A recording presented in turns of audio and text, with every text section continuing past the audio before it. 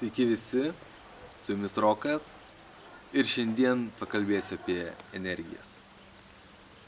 Daugelis iš mūsų norime pasiekti daug sukurti, daug turėti, bet neretai tam pritrūksta energijos. Todėl pasirenkam laiką leisti prie televizijos, prie kompiuterių ar kažkaip kitaip švaistyti laiką tą, kuris skirtas savirealizacijai, savęs tobulinimui, kūrimui. Kad būtų aiškiau, paaiškinsiu energijos gavimo modelį ir ką daryti, kad energijos turėti. Kiekvienas žmogus į žemę ateina tam, kad čia kažką sukurtų. Tam iš visatos gauna tam tikrą kiekį energijos. Visa tai, ką mes sukuriame, tai iš visatos gaunamų energijų perėjusių per mus pasekmė. Visa tai, ką sukuriame, visa tai, kas mus supa ir mes patys, tai yra energija. Ta ir mokslininkai jau yra įrodę, pažiūrėję į mažiausias struktūrų daleles. Kadangi energija eina per mus, iš to galima sakyti, kad mes esame energetiniai kanalai. Kadangi iš visatos gauname vienokią energiją, perėjus per mus jinai tampa kitokia, iš to galima sakyti, kad mes esame energijos transformuotojai. Vieni žmonės per save geba perleisti daugiau energijos, kiti mažiau. Tai priklauso nuo energetinio kanalo pločio. Energetinio kanalo plotis priklauso nuo įgimtumo ir gyvenimo būdo. Tarkim, kaip pavyzdys, vieni vaikai yra judrūs, energingi, jų pilna visur, tiesiog energetiniai fontanai. Tokie vaikai turi platų įgimtą energetinį kanalą. Tokie žmonės kryptingai panaudoja savo energijas, gyvenime gali pasiekti labai daug. Bet tai nėra lengva padaryti, suvaldyti tą didelį kiekį energijų. Todėl tokių žmonių jaunystė dažnai būna audringa. Vėlgi analogiškai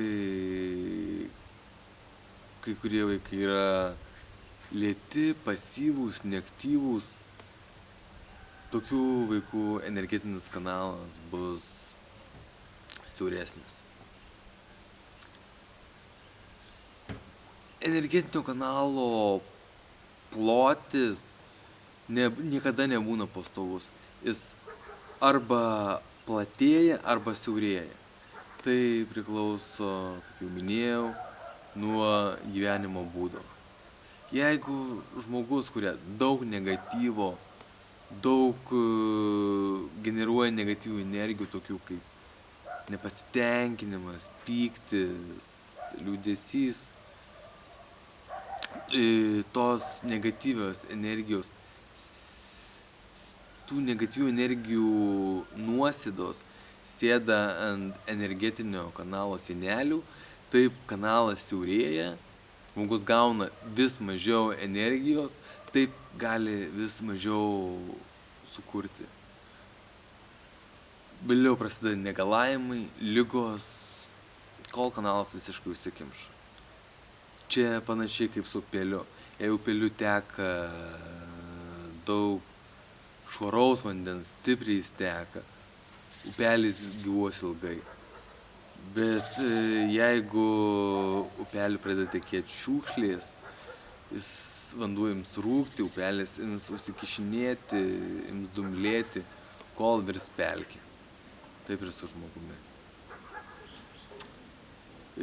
Kad kanalas didėtų, žmogus turi save tobulinti, stengtis nestovėti vietoj, kiek galima save realizuoti,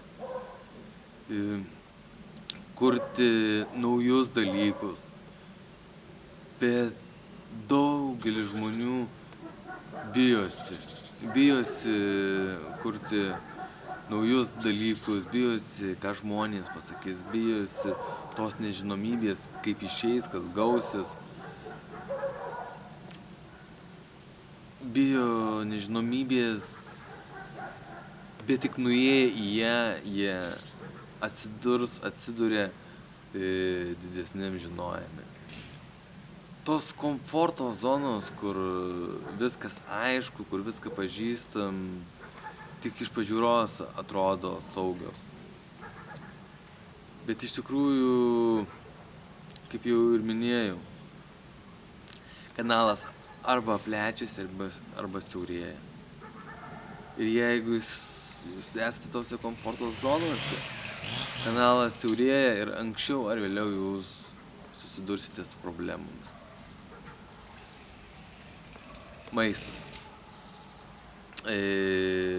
Maistą skirstau į dvi rūšis, tai energijas keliantis ir energijas mušantis maistas.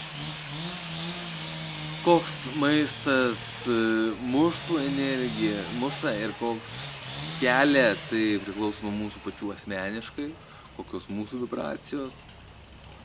Tarkim, kaip pavyzdys, benamis, valgantis iš konteinerių, jeigu mes jam pasiūlysim kepsnį, tas kepsnys jam tikrai pakels energiją. Bet jeigu mes pasiūlysim kepsnį žaliavalgių arba gitarui, tas kepsnys jiem numuš energijos.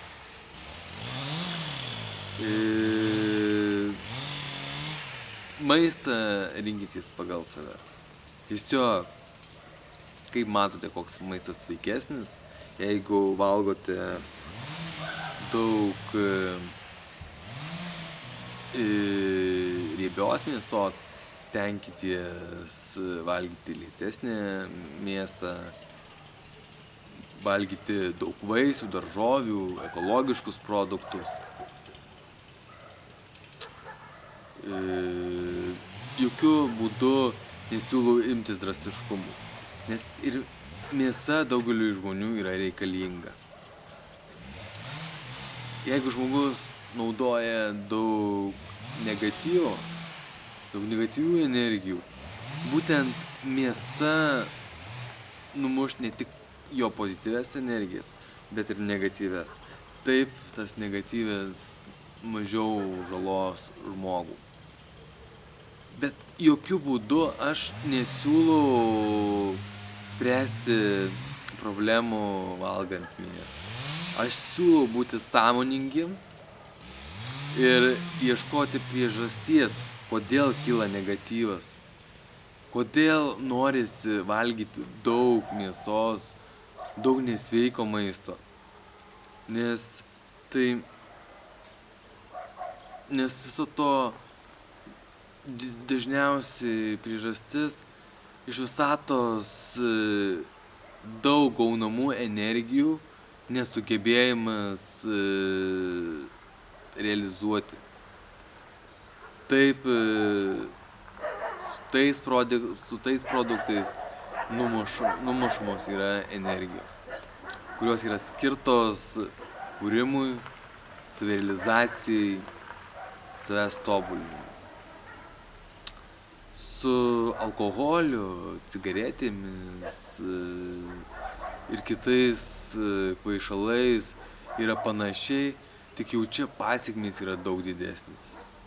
Galit patys pagalvoti, kiek dienų nebūna energijos vieną vakarą pavartojus alkoholio. Iš to suprasite, kiek jūs prarandate dienų, kiek prarandate energijos ir galimybių.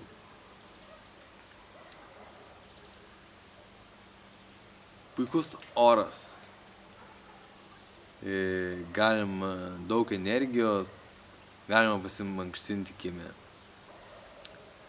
Mankšta, beje, išjudina energetinius kanalus, tuomet energija gali žymiai lengviau judėti ir cirkuliuoti per jus. Stenkitės išmankštinti visą kūną, kiekvieną sąnariuką, tuomet energija dar geriau tekės. Šiandien tiek, iki greito, būkit sveiki ir energingi.